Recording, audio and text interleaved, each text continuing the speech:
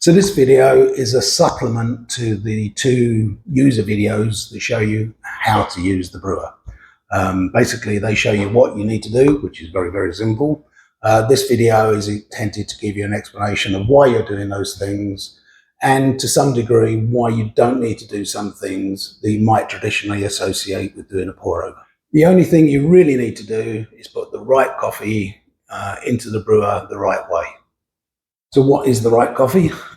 Depends what you like. So basically you're choosing the coffee that you like, but you're going to put in a dose of somewhere between 12 and 18 grams.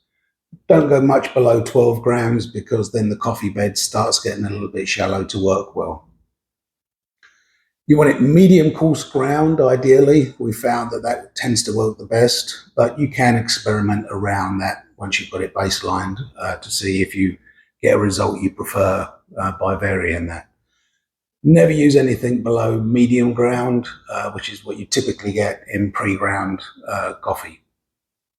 To put the coffee in the brewer correctly, there's only two things you're worried about. One is getting it level, which is why you shake the brewer. You don't want the coffee shallow one side and deeper the other, because then you'll get uneven extraction because the water will obviously go through the shallower side much easier. So you just shake it to get it very roughly level. And then when you put the plate in, basically you just want to feel the plate touch the coffee. Just a firm push down. The reason for that is it's the expansion of the coffee against the plate and the brewer that creates the perfect coffee bed. So you don't need to do an initial pour to create a bloom as you might associate with traditional pour over. The reason is the brewer takes care of that itself. If you look inside the brewer after you've done the initial pour, you'll see carbon dioxide just bubbling away from the coffee bed harmlessly. And the coffee is expanding underneath that to create a seal. You'll notice that the flow rate drops right off, sometimes coming to a complete stop after about 15 to 30 seconds. That's perfectly normal, and that's the brewer working as it should do. About 60 seconds plus later, you'll see the flow rate accelerate, and that's because the coffee bed is now perfect for extraction. Basically, capillary action has got water into all the coffee particles, and now it's extracting perfectly. You also don't need to do any careful pours like you might associate with the gooseneck kettle or traditional pour over. That's because you're not pouring coffee onto a loose coffee bed. The water's going straight onto the filter plate, so it doesn't disturb the coffee. You don't need to worry about trying to get agitation into the coffee bed.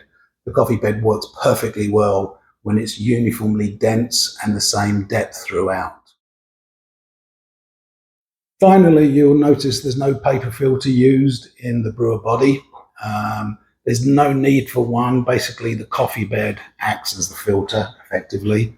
You've got a pure percolation tool here where the water just does the extraction and takes everything else, and the coffee by and large stays exactly where it is. You can apply filtration afterwards using the adapter and the paper filters or a metal filter, but that's simply to get the texture of the coffee the way you want it. It doesn't really affect the taste. That's because the filtration is taking place after the extraction is done.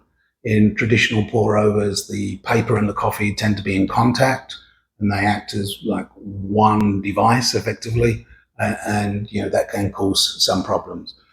With this brewer, the two processes are separate, which allows you to customize exactly how you want it to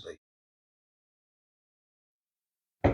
So, summary: put the right dose in, shake it level, put the plate in, do a single pour, come back a couple of minutes later, and you've got a great cup of coffee. It's that simple.